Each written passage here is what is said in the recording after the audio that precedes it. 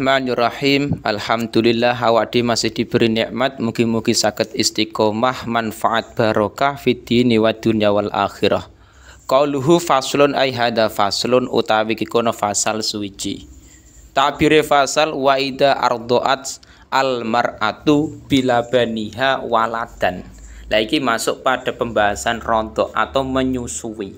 Jadi nantinya ketika ada perempuan menyusui anak kecil itu bisa menjadi mahram. Nah, nanti akan dijelaskan panjang lebar syarat-syaratnya itu apa saja dan orang-orang yang haram dinikahi alias mahram itu siapa saja.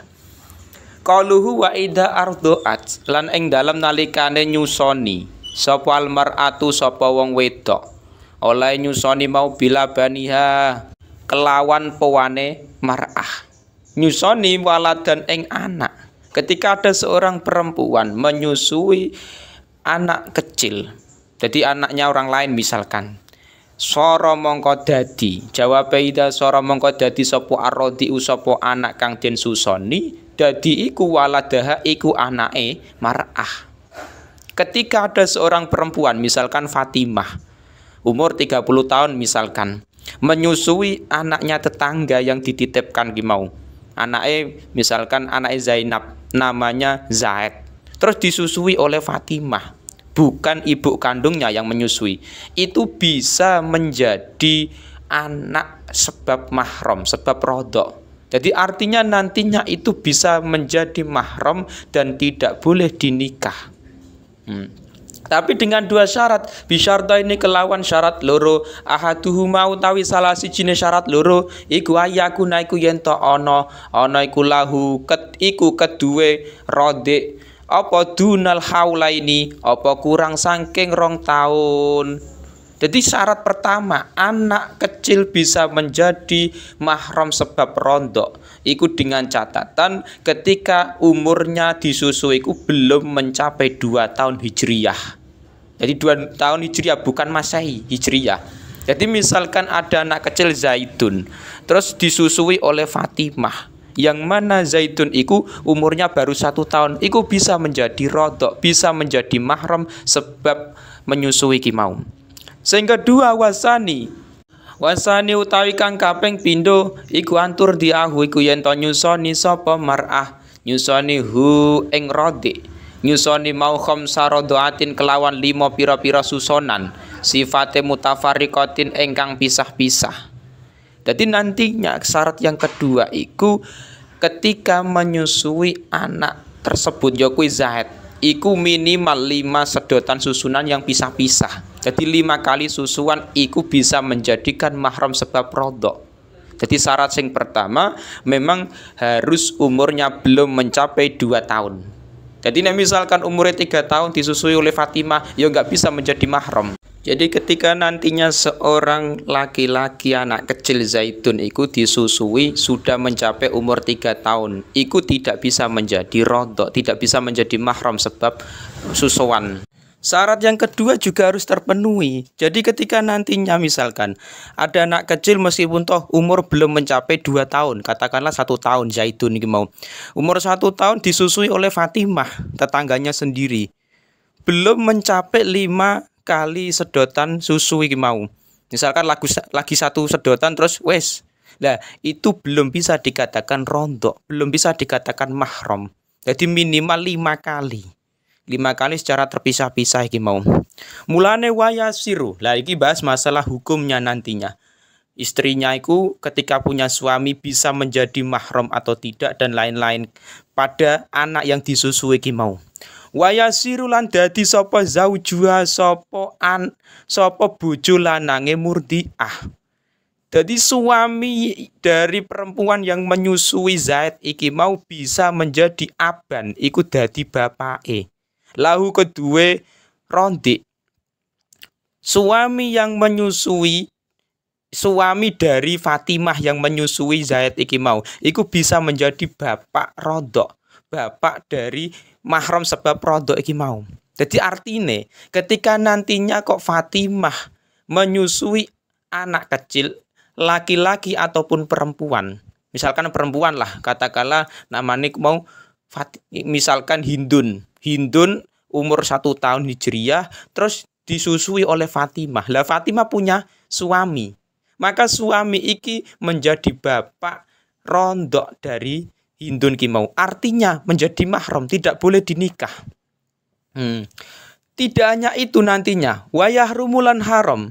Wayah rumulan haram alal murdi'i ing atase alal murdoi ing atase anak kang den susoni bifati dodi. Jadi dibaca murdo.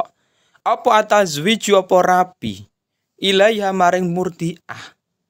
Jadi nantinya ketika Fatimah sudah menyusui anak tersebut, yaitu Zaid misalkan, maka Zaid yang sudah memenuhi 2 syarat tadi, belum mencapai umur 2 tahun dan di situ memang minimal 5 kali sedotan, itu memang bisa menjadi mahram kepada Fatimah alias ibu rodok iki mau, dan tidak boleh dinikah. Nah, itu mahram namanya, tidak boleh dinikah. Tidak hanya itu, wa ilaman lan maring wong nasabah ingkang sebangsa sapa man ha ing murdiah. Dan juga begitu juga berlaku mahram tersebut pada orang-orang yang semahram dengan Fatimah tersebut, alias ibu yang menyusui tersebut.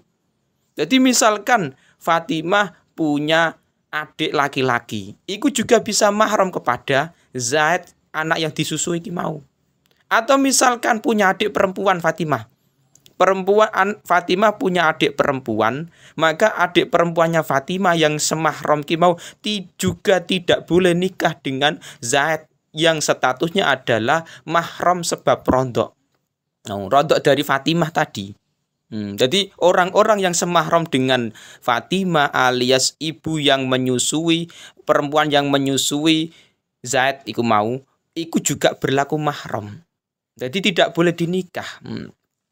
Terus juga wayah rumulan haram alaiha ing atase mar'ah, alaiha ing atase murdiah ya bisa. Apa tazwiju apa rabi ilal murdii maring bocah kang den susoni wa waladihi lan anake murdok dunaman ora kok wong kana ingkang ana sapa man fidarajatihi iku ing dalem derajate murdok.